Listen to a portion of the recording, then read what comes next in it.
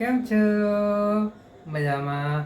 આજનો સુવિચાર છે સહાનુભૂતિ, એમ્પાથી. આ સુવિચાર અમેરિકાના સાયકોલોજિસ્ટ, લેખક અને શિક્ષક એવા શ્રી માર્શલ બી રોઝનબર્ગ સાહેબે ખૂબ જ રીતે લખ્યો છે. સહાનુભૂતિ, એમ્પાથી.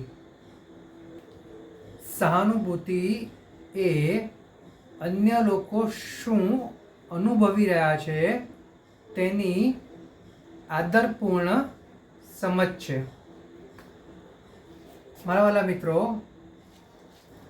શ્રી માર્શલ બી રોઝનબર્ગ સાહેબ સહાનુભૂતિ વિશે ખૂબ જ સારી અને સાચી વાત કહી રહ્યા છે. તેઓ તેમના જીવનના અનુભવોને આધારે એવો પ્રકાશ પાડી રહ્યા છે, એવું કહી રહ્યા છે કે સહાનુભૂતિ, એમ્પાથી ફક્ત દેખાડો કરવાની વસ્તુ નથી, પરંતુ સહાનુભૂતિ સાચા અર્થમાં ત્યારે જ અસરકારક હોય છે કે જ્યારે આપણે સામેવાળાની જગ્યાએ જઈને શું અનુભવી રહ્યા છીએ તેનો આપણને ખ્યાલ આવે, તેની આપણને સમજ થાય, તો જ તે સહાનુભૂતિ સારી અને સાચી સહાનુભૂતિ કહી શકાય. મતલબ કે આપણે કોઈની સાથે હમદર્દી બતાવીએ છીએ, સહાનુભૂતિ બતાવીએ છીએ, પરંતુ તે સહાનુભૂતિથી તેને કેવો અનુભવ થઈ રહ્યો છે, તેને કેવી લાગણી થઈ રહી છે, તેને આપણે જ સમજવું પડશે.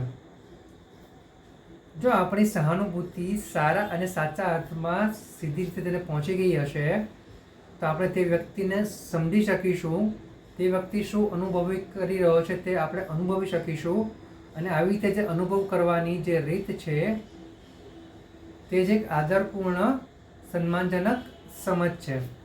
અને આવી આદરપૂર્ણ સમજ આપણે કેળવવાની છે અને અન્ય લોકો સાથે સહાનુભૂતિભર્યું વર્તન કરીને, સહાનુભૂતિનું વર્તન કરીને પછી સામેવાળા શું અનુભવી કરી રહ્યા છે તેની સમજ કરીને, આપણી સમજ વધારીને આપણે આગળ વધવાનું છે અને આપણે આપણા જે લક્ષ્યો સારા અને સાચા બનાવ્યા છે ત્યાં સુધી સફળતાપૂર્વક, સંતોષપૂર્વક પહોંચવાનું છે. અને આ જો આપણે એમ્પાથીનો સારો ગુણ, સાચો ગુણ શીખી લઈએ તો આપણી જે જર્ની છે, આપણો જે પ્રવાસ છે, જે લક્ષ્ય સુધી પહોંચવાનો પ્રવાસ છે સારો અને સાચા રસ્તે, ત્યાં આપણે ધીરે ધીરે સફળતાપૂર્વક, સંતોષપૂર્વક પહોંચી જઈશું. Thank you.